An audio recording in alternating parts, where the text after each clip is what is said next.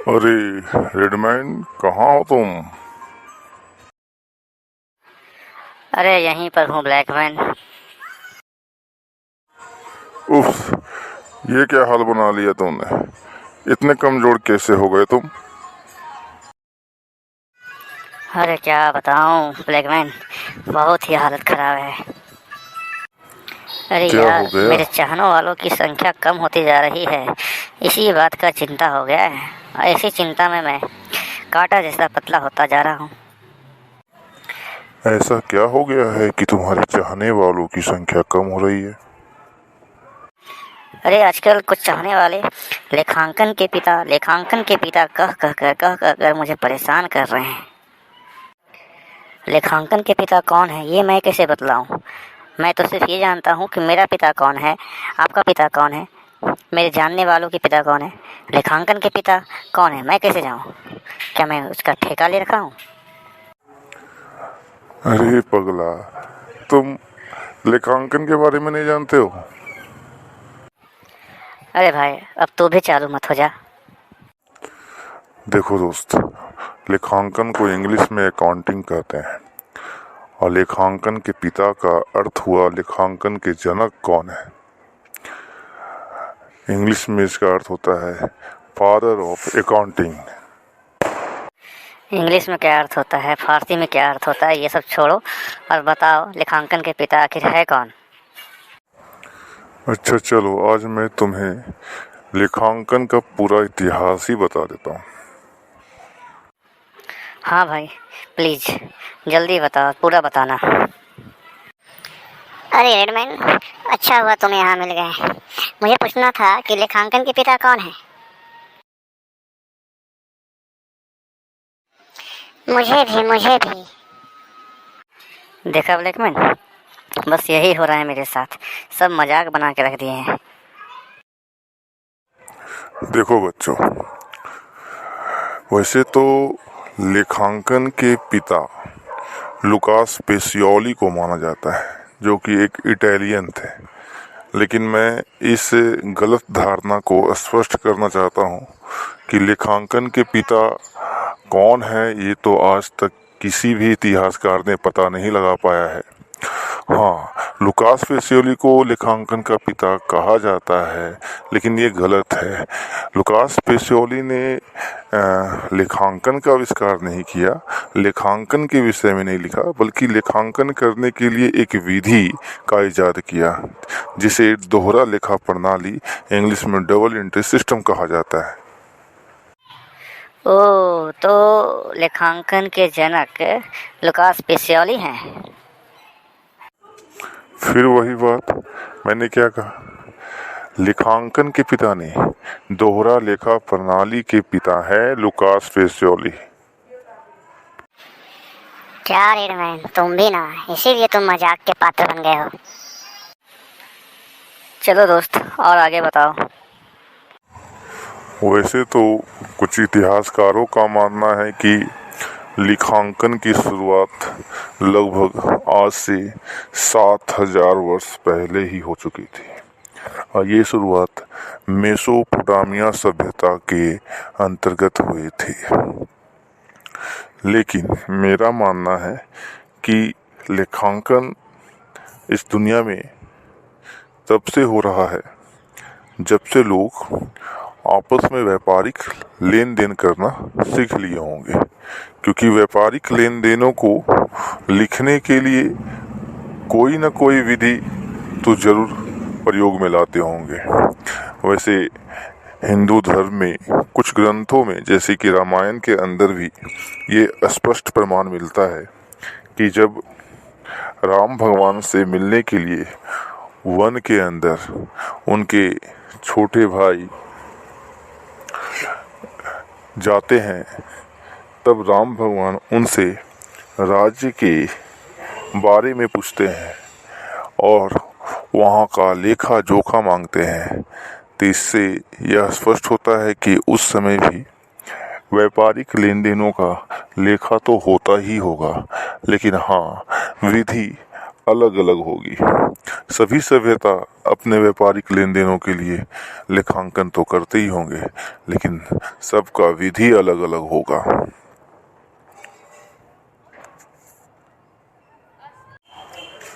और सुनो, लगभग आज से 2300 वर्ष पहले जब भारत पर चंद्रगुप्त मौर्य का शासन था, उस समय उनके राज्य में उनके महामंत्री चाणक्य, जिन्हें कौटिल्य और विष्णुगुप्त के नाम से भी जाना जाता है, उन्होंने भी अपनी पुस्तक अर्थशास्त्र के अंदर लेखांकन के विषय में कई बातों का वर्णन किया है। उन्होंने उस समय के चंद्रगुप्त मौर्य के शासनकाल में किस प्रकार से व्यापारिक लेन देनों को रखा जाता था, उसका वर्णन किया है। ओहो ब्लैकमैन, ये स्टोरी तो बड़ा ही इंटरेस्टिंग है, और बताओ प्लीज। बच्चे, ये स्टोरी नहीं है, ये वास्तविकता है, ठीक है? इसे कहानी मत समझना। हमारे इतिहास में कई सभ्यताएं हुई और सभी सभ्यताओं ने लेखांकन करने के लिए किन्हीं न किन्हीं विधियों का प्रयोग तो किया ही होगा, लेकिन पूरे विश्व के लिए एक कोई भी विधि नहीं थी, या ये कह सकते हो कि कोई यूनिवर्सल रूल नहीं था लेखांकन करने के लिए।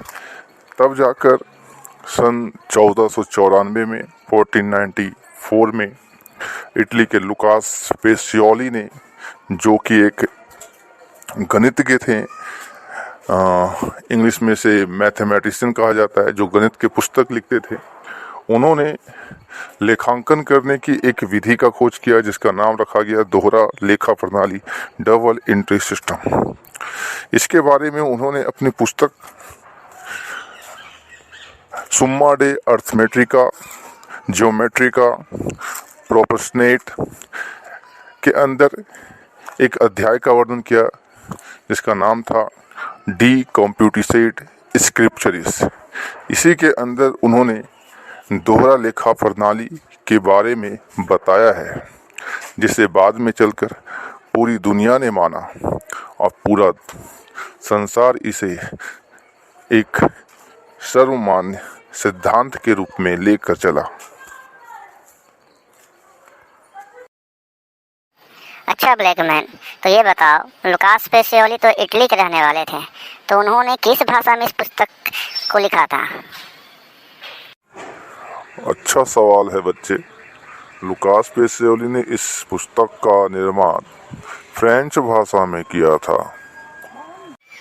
अच्छा ब्लैकमैन, लुकास पेसियोली तो इटली के रहने वाले थे। इटली तो एक देश है, तो इटली में कहाँ पर इन्होंने इस पुस्तक का प्रकाशन किया था? भागते हो तुम लोग यहाँ से? इसको स्कूल या कॉलेज समझ रखा है क्या, जो सवाल पे सवाल पूछते जा रहे हो? जाने दो रेडमैन, क्यों गुस्सा होते हो? बच्चे ही हैं, इनके मन में सवाल उठता है तो पूछते हैं। चलो मैं बताता हूँ।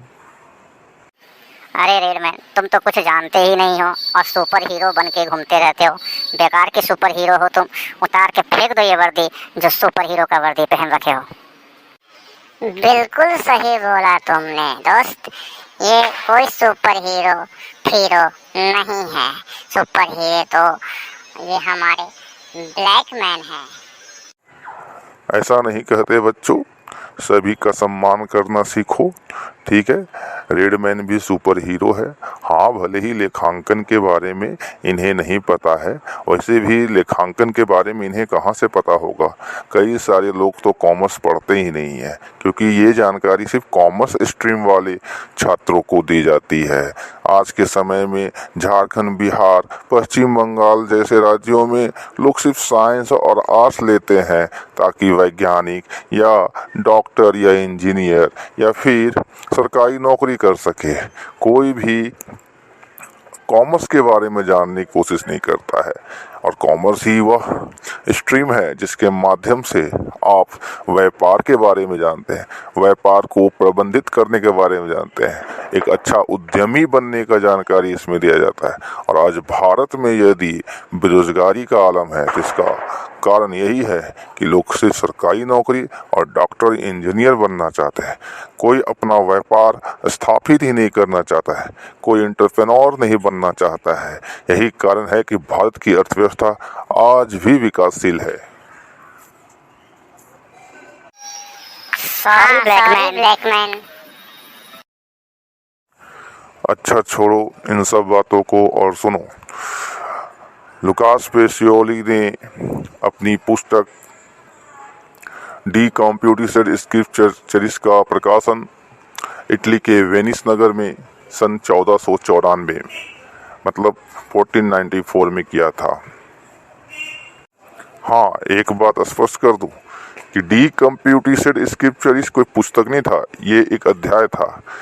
प्रमुख पुस्तक का नाम था सुम्मा डे अर्थमेट्रिका जियोमेट्रिका प्रोपोर्शनलिटा।